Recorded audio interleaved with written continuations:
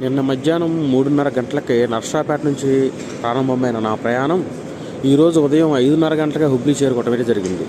అక్కడ నుంచి మొబైల్కి ఛార్జింగ్ పెట్టుకొని ఒక half an hour, railway station నుంచి బస్ స్టాండ్కి ఒక హాఫ్ అన్ అవర్ జర్నీ చేసి ఇప్పుడే బస్ స్టాండ్ అయితే చేరుకోవడం జరిగింది.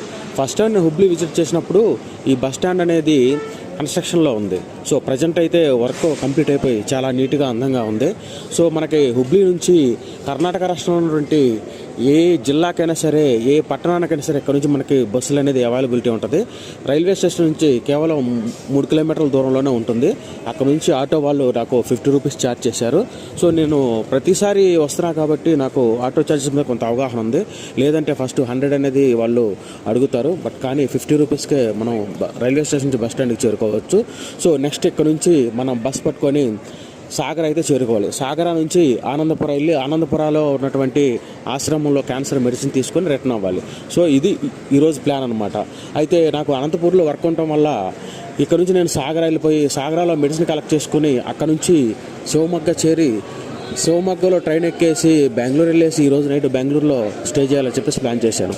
తర్వాత రేపు ఉదయాన్నే అనంతపూర్ డిస్టిక్లో ఉన్నటువంటి ధర్మవరం అయితే వెళ్ళాలి. Thank you.